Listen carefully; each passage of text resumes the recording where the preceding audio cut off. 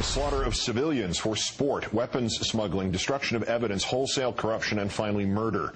In our third story in the countdown, a full-fledged criminal enterprise executed by the military contractors known formerly as Blackwater, according to the sworn testimony of two of its employees. The Nation's Jeremy Scahill, who broke the story, joins us in a moment. The details come straight from two sworn affidavits filed late last night by persons whose identities have been sealed to protect their identity, men who have previously cooperated with federal prosecutors in the criminal inquiry into Blackwater. From John Doe No. 2, a former member of Blackwater's management team, quoting the affidavit, it appears that Mr. Erik Prince, Blackwater's founder, and his employees murdered or had murdered one or more persons who have provided information or who were planning to provide information to the federal authorities about the ongoing criminal conduct. On several occasions after my departure from Mr. Prince's employ, Mr. Prince's management has personally threatened me with death and violence. John Doe No. 2 also stating that Mr. Prince, pictured here, smuggled unlawful weapons into Iraq, including sawed-off semi-automatic machine guns with silencers and illegal hand grenades.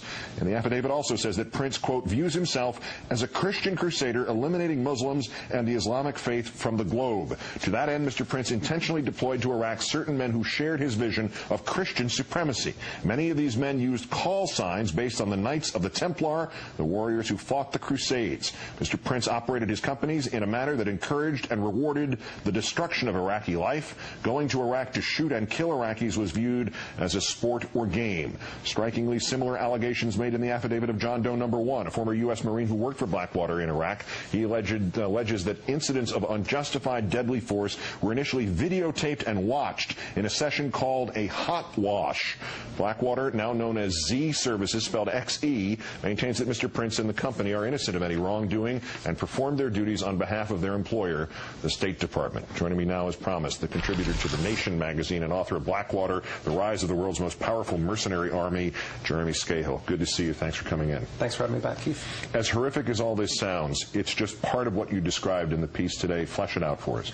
Well, I mean, obviously, to hear the term murder and Blackwater in the same sentence is no great surprise, particularly to people who've been following the history of this company.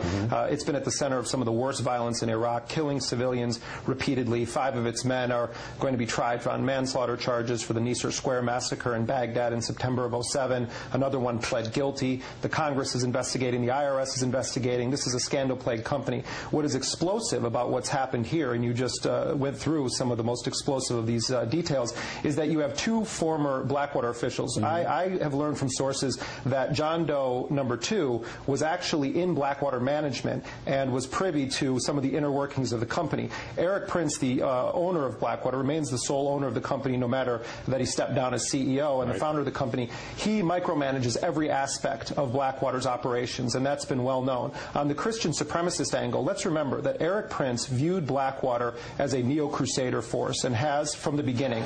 This is a guy who comes from one of the powerhouse families of the radical religious right. His father was a major bankroller and gave the seed money to Gary Bauer to start the Family Research Council. James Dobson focused on the family. And then we have his forces deployed in Iraq as part of a war against a Muslim nation that George Bush characterized as a crusade. What we have here, Keith, is a confirmation from insiders at Blackwater that, in fact, Erik Prince did have a neo-Crusader agenda and, most explosively, may have murdered or facilitated the murder of individuals that were intending to or did cooperate in the federal government's criminal investigation of Blackwater. This is deadly serious. All right, to the murder in a second, but you mentioned something in here that strikes an obvious question. How could the Bush administration, the State Department, have missed this Crusader element here, or was that what they were looking for? Missed it? I think it was considered a plus in the Bush White House. Remember, Keith, what we had here was the Bush administration essentially create a force that acted as an armed wing of the administration, not subject to the military command, not subject to the Uniform Code of Military Justice,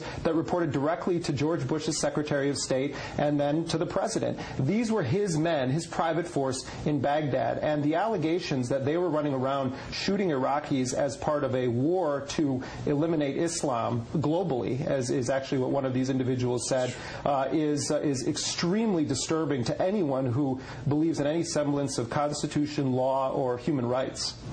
some specifics, what you know about this is a strong term, murder, in court documents. This is under oath. This is not somebody throwing something up against a wall to see if it'll stick. Are we talking about something related to the 2007 Baghdad massacre, or something here? It's unclear, but this is what I'll tell you what I do know about this, Keith. The fact of the matter is that these individuals in these sworn depositions provided those depositions to lawyers, Susan Burke and the Center for Constitutional Rights, that are suing Blackwater on behalf of Iraqis killed by Blackwater operatives in Iraq. They're suing them in civil litigation.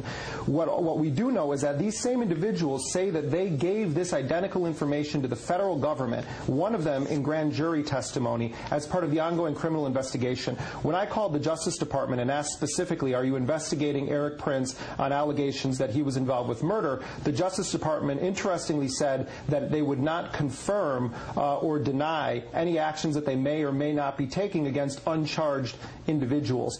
Erik Prince, according to the lawyers suing Blackwater, could be eligible for murder charges in both Virginia and the state of North Carolina under existing law. That's the argument they're making in their motion that was filed late last night in the Eastern District of Virginia. Jeremy Scahill, who has been the watchdog on Blackwater, now Z of the Nation, who brought this story to everyone's attention today. Great thanks for doing so, and great thanks for coming in today. Thank you, Keith.